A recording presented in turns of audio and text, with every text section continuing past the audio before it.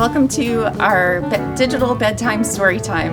I'm Miss Maureen, or also known as Maureen Amyot, Library Director at the Westborough Public Library. And one of the things I love to do is read stories. You may not know, but in my past library life, before I was the library director, I was a children's librarian. So this is so fun for me to get to read stories with you. So I'm so glad you're all here. Tonight, I wanted to read some funny stories to you. I picked out some of my favorite funny stories, and I wanted to share those with you. So you might be familiar with these. You might have read them before because they're kind of classics, but I just have to share them because I love these stories. So the first one we're going to read tonight is called Click, Clack, Moo, Cows That Type. Did you know cows could type? They can. In this book, they can. And this one is by Doreen Cronin. Farmer Brown has a problem. His cows like to type. All day long he hears click, clack, moo, click, clack, moo, clickety, clack, moo.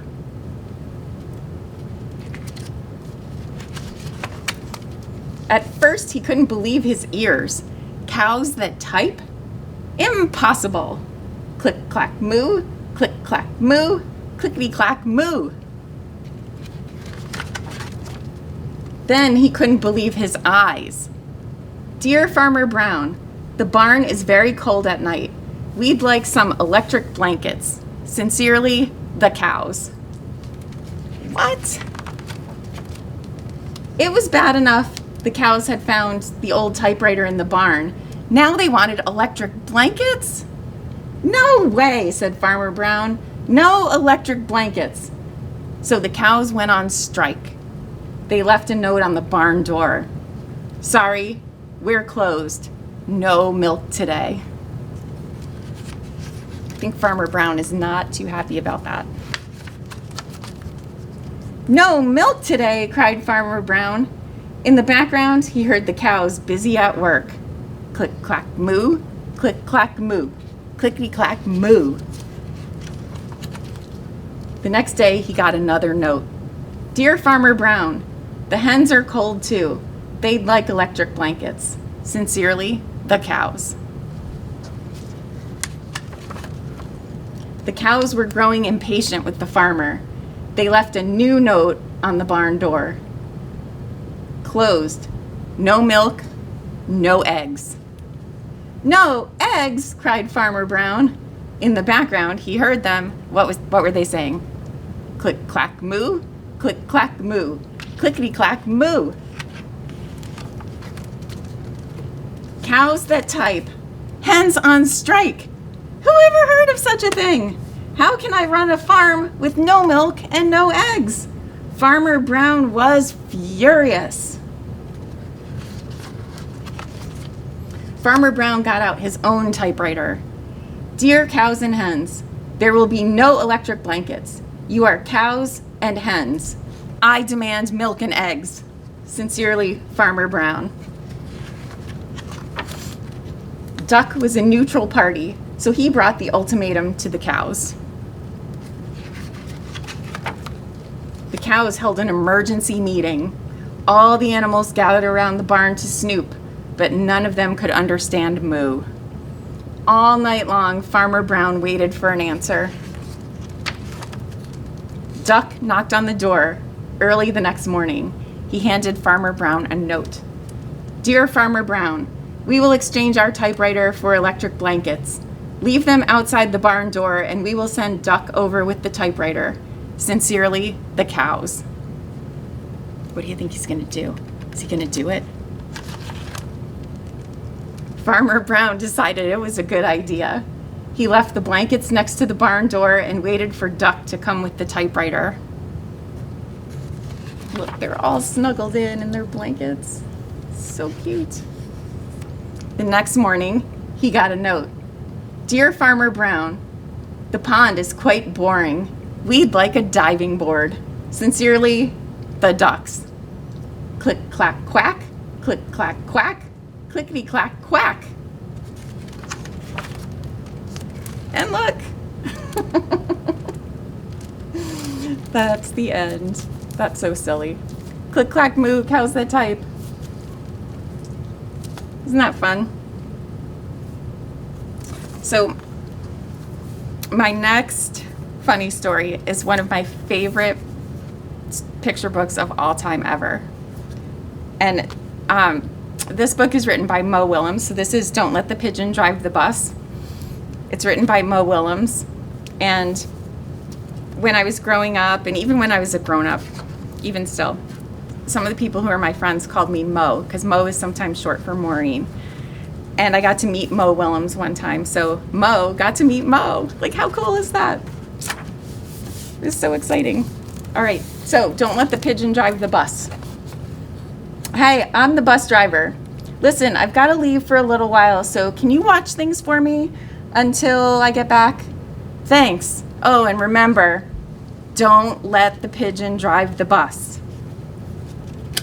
Got that? Everybody? Here he goes. Who's watching over here? Pigeon. That's right. I thought he would never leave. Hey, can I drive the bus?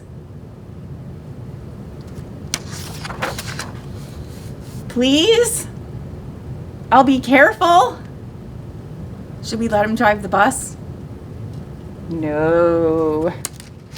No, Pigeon. I tell you what, I'll just steer. My cousin Herb drives a bus almost every day. Should we let him? No, that's right. True story.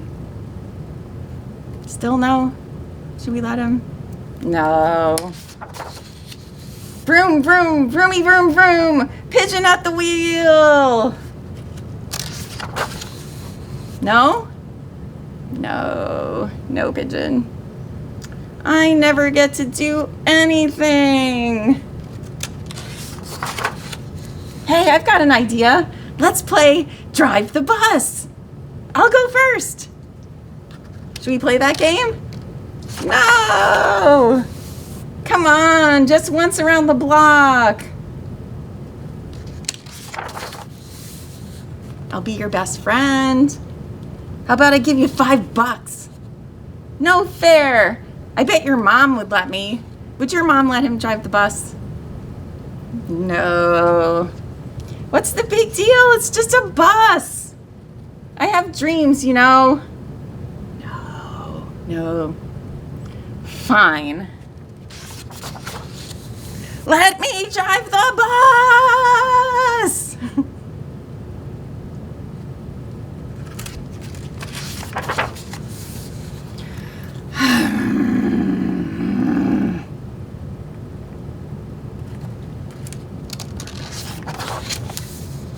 I'm back.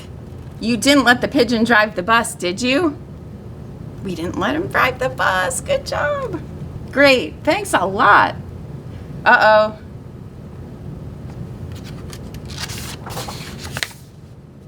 Bye.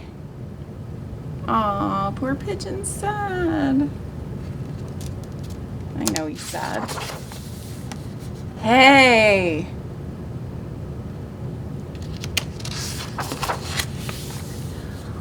Look. Now what does he want to drive? He wants to drive the tractor trailer. Oh my goodness. A bird can dream, right? Good job. Thank you for helping me not let the pigeon drive the bus. Because I can be a softie. And if he asked really hard and looked at me with those big pigeon eyes, I don't know if I would have been able to say no without your help. So thank you for that. Okay, our last story is another one of my favorites. This is a really nice going to sleep story. This is called Bear Snores On by Karma Williams. This is a well-loved copy that I borrowed from some of my friends in Westborough. In a cave in the woods, in his deep, dark lair, through the long, cold winter sleeps a great brown bear. Cuddled in a heap with his eyes shut tight, He sleeps through the day, he sleeps through the night. The cold winds howl and the night sounds growl, but the bear snores on. An itty-bitty mouse, pitter-pat, tiptoe, creep crawls in the cave from the fluff cold snow. Mouse squeals, too damp, too dank, too dark, so he lights wee twigs with a small hot spark. The coals pip-pop and the wind doesn't stop, but the bear snores on. Two glowing eyes sneak peek in the den. Mouse cries, "Who's there?" And a hare hops in. "Ho, Mouse," says Hare, "long time no see." So they pop white corn and they brew black tea. Mouse sips wee slurps. Hare burps big burps. But the bear snores on. A badger scuttles by, sniff-snuffs at the air. "I smell yummy yums. Perhaps we can share?" "I've brought honey nuts," Badger says with a grin. "Let's divvy them up, cozy down, and dig in." Aw, that's nice to share. And they nibble and they munch with a chew, chomp, crunch. But the bear snores on. A gopher and a mole tunnel up through the floor. Then a wren and a raven flutter in through the door. Mole mutters, "What a night!" "What a storm!" twitters wren. And everybody chatters in the great bear's den. They tweet and they titter, they chat and they chitter, but the bear snores on. In a cave in the woods, a slumbering bear sleeps through the party in his very own lair. Hare stokes the fire, Mouse seasons stew, then a small pepper fleck makes the bear achoo! He blows and he sneezes, and the whole crowd freezes. And the bear wakes up. Bear gnarls and he snarls. Bear roars and he rumbles. Bear jumps and he stomps. Bear growls and he grumbles. You've snuck in my lair and you've all had fun. But me, I was sleeping and I had none. And he whimpers and he moans, he wails and he groans. And the bear blubbers on. He's so sad. Mouse squeaks, "Don't fret, don't fuss. Look, see, we can pop more corn. We can brew more tea." Bear gulps, bear gobbles. He sighs with delight. Then he spins tall tales through the blustery night. When the sun peeks up on a crisp, clear dawn, Bear can't sleep, but his friends snore on. The end. That's such a good story, Bear Snores On. So that's all of our stories tonight. I'm already in my PJs. I'm in my shirt that says good night. So that means it's time to say good night. So everybody, if you're not in your PJs, it's time to go get in your PJs, brush your teeth, take your bath, wash your face. And we'll see you again for another bedtime story time soon, okay? Good night, Westborough.